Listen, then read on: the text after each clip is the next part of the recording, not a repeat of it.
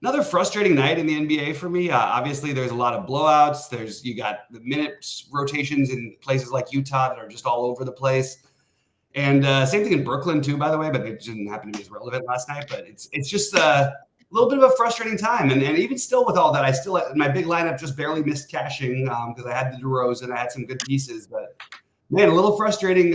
Sheets, talk about your night, and then we'll get into tonight's slate. Yeah, I mean, it's a good time again to remind everybody that we do have obviously other sports as well. For those of you just watching the NBA, we have DFS Chan has been back doing the League of Legends stuff, and I actually got second in a 333 this morning, and then I had a pretty good night in hockey yesterday.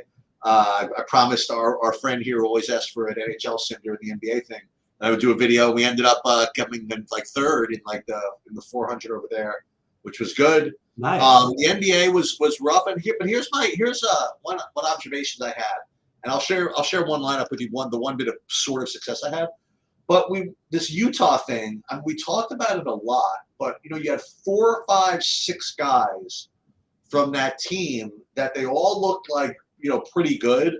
Yeah. But they couldn't really all get there. You know what I mean? And so. The people that said, "Oh, I'm not worried about it. I'm gonna play 5 of them." That's not gonna work, And the one that people were most sure about, that being Sexton, he got 17 minutes. So just be careful with those. If you have real cheap value and that, okay, that's one thing.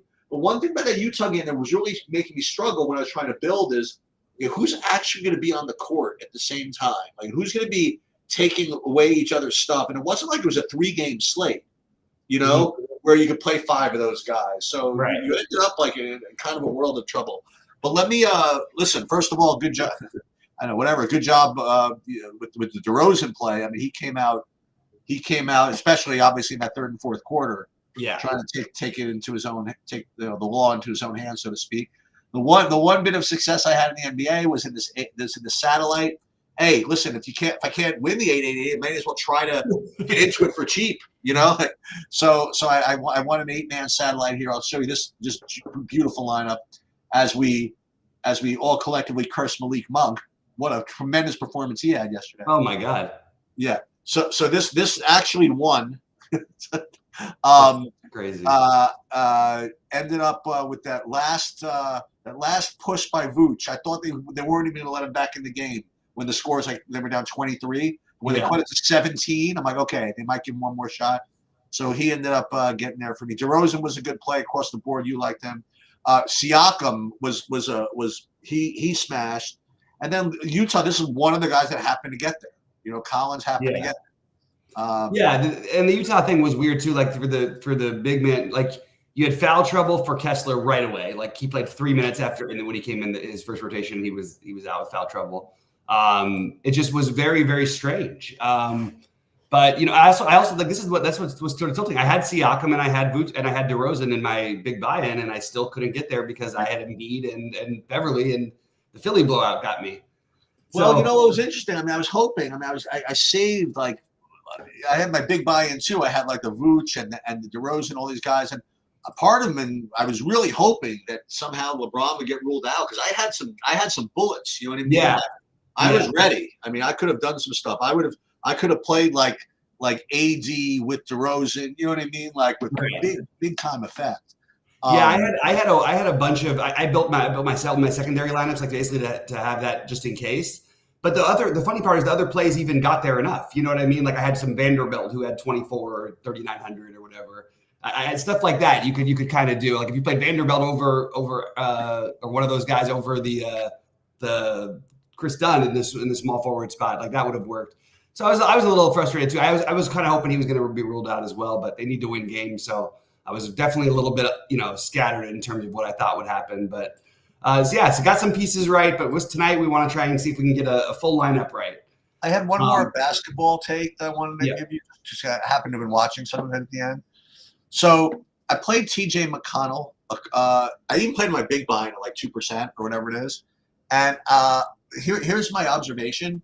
So he scored 23 fantasy points. He scored 19 in the fourth quarter. Like he was doing nothing. But the point is that it made me remember that there are some guys that when they get going, they're good point, fantasy point per minute guys that can put stuff up, and there are other guys who are just not. So TJ McConnell, he's a guy that if things go well for him, or if he's like whenever you have these pacer guys, right, and you can either play like Neimark, or Nesmith or whatever, or McConnell, all else being equal, you probably should just play McConnell because if in fact he does get going, he can actually put up numbers, Right. where some of these guys just can't. Anyway.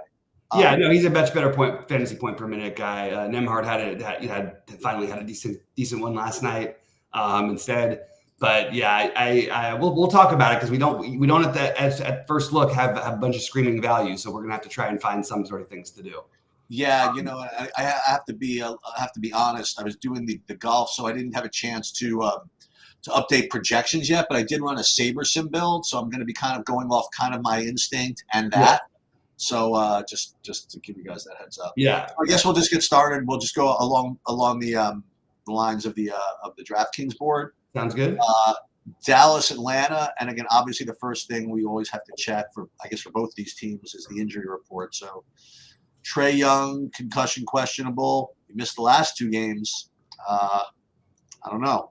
Kyrie Irving, questionable. Got to keep an eye on that.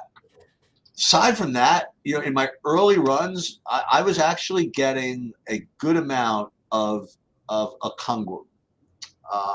And maybe part of that is because Capella is actually questionable.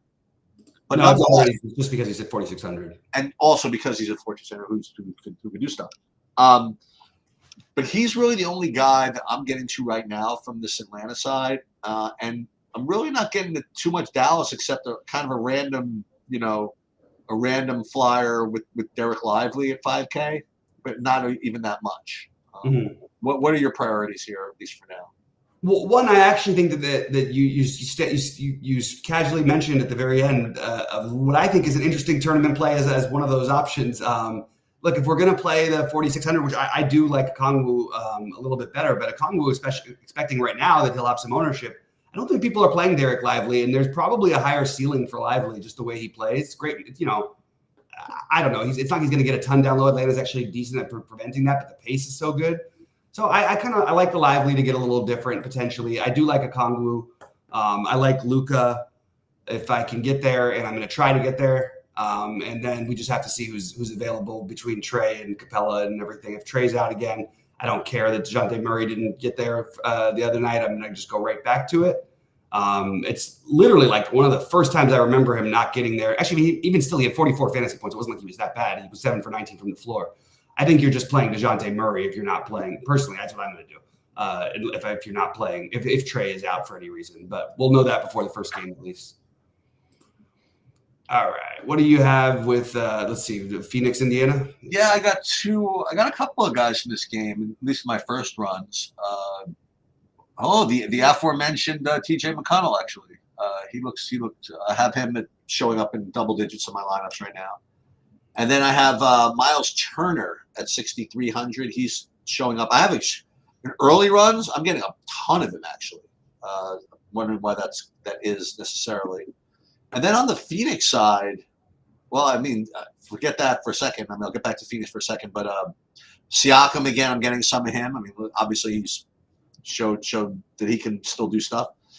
Last night, I'm getting Bradley Beal as my top-owned Phoenix guy, and it would probably be the first time that he's ever done anything for me. Now he's made you like zillions of dollars. Maybe one of these days. It's weird you say that because he led the league in scoring and he put up he had 35 or more points. I know. I don't. This is one of those that I wish we could track because I would bet you that you've won money with Bradley Beal. It's really funny. Who was I talked to about this the other day? It's like it's hard. You have your biases and you think that something is the case. Remember we were doing a baseball video and I was like whining like in the chat. I'm not playing Aaron Nola. I never won anything with Aaron Nola. And Rody says, "Dude, look at the freaking headline of TrueDFS." And I literally had won 100,000 with Aaron Nola. I totally forgot about it. You know what I mean? That's pretty funny. But Bradley Beal playing 30 million minutes. He did a 43 in his last start. I guess Do we want to play him? I don't know. Well, what do you like in this game? I'm totally okay. I have Bradley Beal as my one guy from Phoenix that I'm sort of interested in. It is such a good matchup that just probably just noting that Booker and Durant, either one of them, especially, I think I would go actually maybe a little more. I don't know which one I'd go with. I think both of them have ceilings in this matchup, but not naturally getting to them. And I don't think anybody else will either. Certainly a different build if you want to try and do that. I'm okay with it. I just personally not getting there myself. I think Siakam is a terrific play. I could argue that they're actually too low on him. So I like Siakam. I do like McConnell a little bit. I'm surprised, though, these early projections always seem to have him at like 30 fantasy points, and then by the time the slate is like 24. I don't really know why that is, but it keeps happening. So really the priority-wise, I like Siakam. Turner would be next for me, then McConnell. But I probably would like to do something and not have to. I don't want to say have to play McConnell, but if we're going to play him at 20% ownership tonight, I don't want to do that. Yeah, I got better ideas, I think. Yeah, I'm trying not to do the McConnell thing as much as possible, unless I don't know, something stands out. But it is worth noting that they did play, last night, and maybe you could argue that he gets more run on the back-to-back because Nembhard played so many minutes last night. So. Okay, that's the best I got for that one.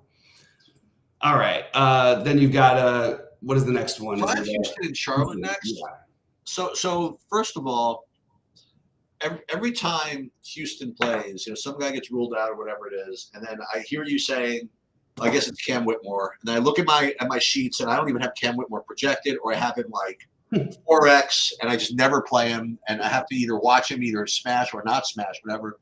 And now, finally, I get to see him near the top of a board at least. I currently have Cam Whitmore as my top owned guy. I did no projections other than SaberSim, and ran stuff like my own way. He would be the top owned guy on my whole board. So I'll let you attack that. And then I have Sengun as well from this game, and I'm really not getting to any Charlotte except for maybe kind of a random Nick Richards. Maybe a little Miles Bridges, I suppose, but that's pretty much what I have. What do you think of the Cam Whitmore, Sengun? What do you think of this game? I think Sengun is kind of the easiest play. Just feels like you should be playing him at 8,600 right now against Charlotte. I don't feel like there's a whole lot of reasons not to.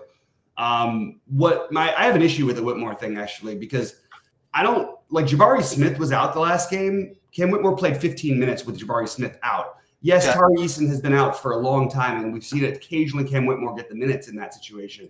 But it hasn't been consistent. Certainly at high ownership, I would be avoiding it. If there's low ownership later in the day, which I expect there to be, I definitely will take some shots because he's going to have those 10s and he's going to have 30s. He's got a very wide range of outcomes, and we don't have that much value. So I'm definitely considering it, but I do think it comes with some risk. I also think that if you're not going to play Sengun, that playing either Van Vliet or Jabari Smith is a good idea. So I would say that actually, for me, at first look, I would have a rule to have one of Van Vliet, Smith, or Sengun, just because I like the matchup enough, and we just see it every night with these guys. They play a million minutes. One of them is going to smash. It's probably Sengun, but if it's not, it's probably one of those two. On the other side, Miles Bridges is the one who stands out the most, but I don't really love anything, to be honest with you, on the Charlotte side. Trying to think if there's any similar to the Cam Whitmore thing in a different way, although he'll probably play more minutes. Like Cody Martin, that was one that hurt me the other night because he only played 25 minutes and he was supposed to, projected for 33 or something. Now they've got his projections down to a more reasonable 27. I don't know. I'm probably off of Charlotte, but I am just going to point out that you kind of want to catch guys like this Brandon Miller on the way up. And he's had some games lately where he's really looking like he's putting it together. He's put up 37 or more in 3 straight games, and he still can't project well. So I actually think that he's the contrarian play that I would be looking to here. I'm sort of surprised that people aren't playing him at all. So I like Brandon Miller and try to catch him on the way up. 3rd overall pick for anyone who doesn't know. I'm sure you guys know that, but all right. So I'm actually going to put Miller on my list. All right. Yeah, Kyrie, I hear you, Power. I have a feeling Kyrie's going to be out again, but I'm not 100% on that one. We'll know before lock, so we don't need to do anything. All right, so let's move on to the Clippers. Clippers at Yeah, I have Clippers, Toronto, and again, just to see the context of the slate here. So there was 3 7 o'clocks, a 7:30, and 2 8s. Very compact and ending early. Yeah. All right. So LAC, Toronto, you have just to put it out there. You have Kawhi, who's been playing the best basketball of his career. He's going back to Toronto. It's interesting, I guess. But aside from that, what I'm getting here are other Toronto guys, or Toronto guys, I should say. Dennis Schroeder, I talked about this yesterday, like these $5,200 Dennis Schroeder plays. I was going to ask you about all these bigs, but I'm getting Jonte Porter a little bit, 4K, and then the guys, the scorers, Scotty Barnes and RJ Barrett. So I'm getting right now, I would suppose about 15-20% of all of them. I'm not getting much anything on the Clippers though, except for Plum, which is obviously a little bit concerning. What do you like here? Yeah, I have Kawhi on my list for the Clippers, and I do have like Plumlee on my list. He had a terrible game the other night, and we haven't, I don't know. It was weird. Like it feels like he's just like sort of removed in the game and trying to play defense. And he's actually done an okay job, but he's 4,300. So I'm definitely like open to it. It doesn't feel great, but considering between he and Jonte Porter, I actually think I'd rather go with Porter. I think. Just because there's more like unknowns, but the problem is there's also there's such a low floor. What did he play the last game? He played 5 minutes. Both these guys are on my list because of the lack of value. Gary Trent is one that you could consider, but you're just counting on him making threes. Bruce Brown is in the mix now. I don't see like guys like Schroeder. It's so hard for me to play like. I wasn't playing Schroeder before they added Bruce Brown. Why am I going to start playing him now with Bruce Brown? So I don't even consider that a thing to me, at least not as of right now. I'm trying to find. I don't know. Actually, I think Bruce Brown might be the one you'd consider using. But I kind of think that he cuts a little bit into some of these other guys, and maybe the right thing here to do is just to not play these Toronto guys who all look okay projection wise. Just like other plays better. I mean. Scotty Barnes, obviously Barrett, they're all fine, but I'm not as high on them, and I think the Clippers are a little better defensively than they get credit for.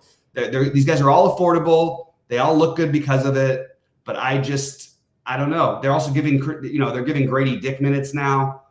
It just feels like something I don't know if I want to get too heavily involved in the Toronto side. I'll revisit that one at 6, but right now I'm not overly excited about it. This game in general, just the cheap pieces at the moment, and Kawhi.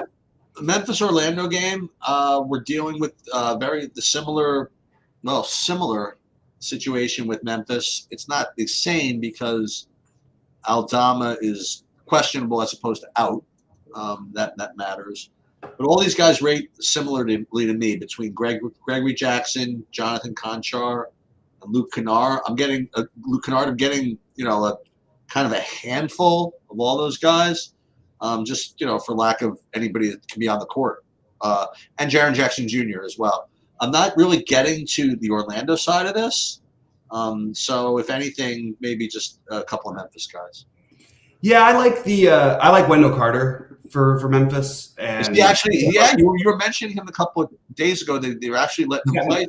Look at that. He's been starting. They've gotten there every time, except for last game.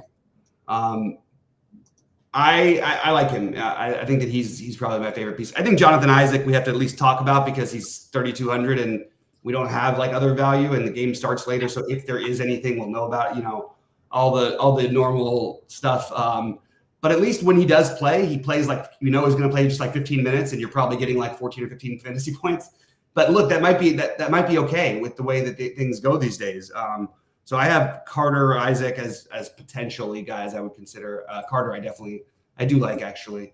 I am tempted just to go back to Gigi Jackson.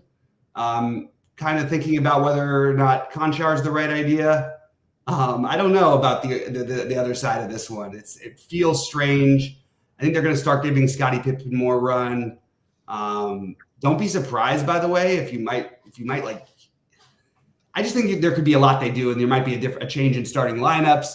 You might see, I don't know. And we have, as you mentioned, we have Aldama questionable. Looks like Kennard is good to go tonight.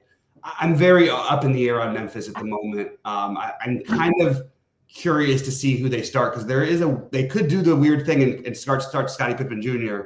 I'm not right. I don't know. I'm just throwing it out there. He was the one who played the best at the point guard spot the other night without Kennard. Wouldn't be surprised if they played both of them in the backcourt together. So I'm going to have to revisit Memphis a little bit later, because I really am having trouble figuring out what I want to do here. Everybody looks okay, but nobody I'm like locked into. So this next one's a weird one because, it's not weird, but OKC against New Orleans, it's a 1 point spread and a 240 point total. Yeah. And my current runs, I'm getting not a single share of anybody from this game except like 1% Larry Nance. So are all these guys just like too expensive, or they're all fully priced? This is just like everybody's just getting their minutes and it's not a big deal. I mean, would you take shots at this game? Yeah, I like the total, but the problem is like I'm not. There's just so many other guys there's guys in the 8K range today that I expect to be right there with Shea in terms of scoring. So yeah. I like Shea, obviously, like he's going to be there more often. But I think that you get some of those guys. I think it's a good Jalen Williams matchup. Chet, it's going to be interesting to see, because you got some really big guys on the other side. I'm just curious to see how that's going to work. I mean, Lou Dort plays enough minutes to be in consideration, but I just have a lot of maybes and not a lot of things that I probably end up pulling the trigger. I think if I had to make a commitment to any of them, it'd be Jalen Williams or Shea, but Jalen Williams is probably my favorite, I guess. On the other side, I think that they're all totally reasonable. And Larry Nance has started getting some more minutes. He's 3,900. Now, the problem is it's that same price point as the other guys, but his minutes are probably more secure, and he's a better fantasy point per minute player. So than like Jonte Porter, for example. So I have Nance, Porter, and Plumlee all in that same category, and they're all center only. They're all center eligible. So, yeah, I just think I think that's a decision point you have to decide between. But I do think Larry Nance is definitely interesting. Yeah, if I had to pick somebody else, I think I would go Ingram, then Zion, then McCollum. But I really think all three of them are totally in play. And because they're lower owned, maybe getting to these guys, because I don't necessarily love the other 7K, the rest of the 7K range outside of Siakam, but maybe playing like a Brandon Ingram and Siakam can be worth it enough. And as your spend ups, the way this slate's kind of looking right now. Okay, Cleveland and Milwaukee. Yeah. So currently, I'm getting dudes from this game. I'm getting Donovan Mitchell as my highest owned player, I think, right now, behind Cam Whitmore. And then I'm getting a good amount of Karis LeVert and the seemingly just random 20% of George Yang. Excuse me, 32% of George Yang. And and Jared Allen too. I'm getting like all these Cleveland guys, which would lead me to believe that it might be a good idea if I do want to play those guys to play Giannis as well. So yeah, I don't know. And if you tell me, by the way, I know that last time I mentioned this guy to you, you kind of like, I don't want to say, oh, what are you even thinking about him for? But if Milwaukee's still a team that you could shoot threes against, I think that you could play Sam Merrill also. I don't think you could play Sam Merrill. I knew you were going to say that. I mean, you're just asking for a lot. You only have a 3-point shooter coming off the bench at 5,400. Yeah. Every one of those games were different situations without LeVert. Most of them without LeVert. So in fairness, Sam Merrill was the one that I threw in that I wasn't actually getting. It was the one that I threw in there. But what do you think about the other terrible play? What about George Niang? I mean, I guess if he hits enough threes, it's possible he can get there. I don't think George Niang is in the best stretch of career in his life. He's been over 20 in like 8 games in a row, 6 games in a row, something like that. His minutes are totally secure. The problem is it's not a ton of ceiling for a guy. He really has to shoot the ball well. And as you can see, he has been lights out shooting the ball lately, like just completely. I mean, he was 13 or 14 from the floor the other night, 5 of 6 from 3. You're just seeing crazy performances over and over again from him, which I don't think is replicatable, but he somehow keeps replicating it.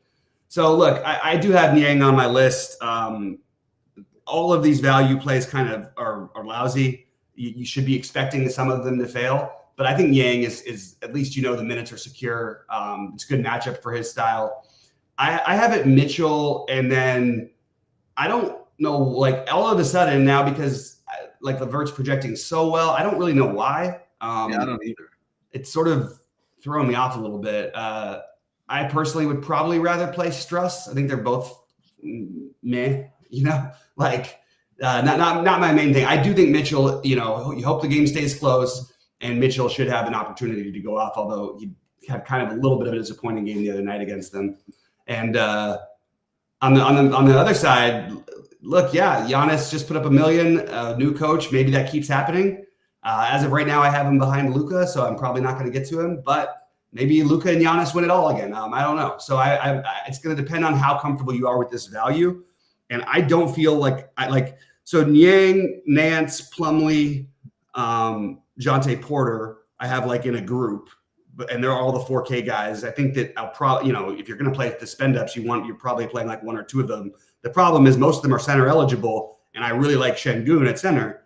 I also like Carter Jr. at center, so it's a little bit tricky, and that's where Niang maybe comes in as being a better play just because of the position eligibility. And you also never know; there might be some news we have later on.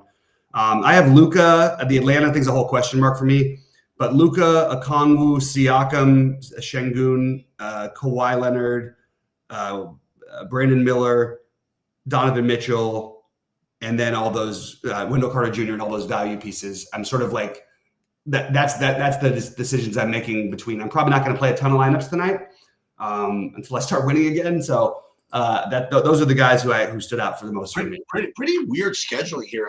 Cleveland, this is their third game against Milwaukee in 5. Yeah. You're right. That's crazy. And what was this game? What was this Niang game? What is this 13 for 14 from the line? Where'd that come from? From the line. That was from the field. Oh, that was from the field. Oh my God, look at that. Yeah, that's what I was saying. 5 for 6. Oh my God. Yeah. In a 40-point game, by the way. Yeah, I know. Well, that was they just blew him out, and then even that doesn't exist. But he's been he's getting minutes. 20 points is, I think 20 to 25 is reasonable at his price, and that's it. That's all you need probably.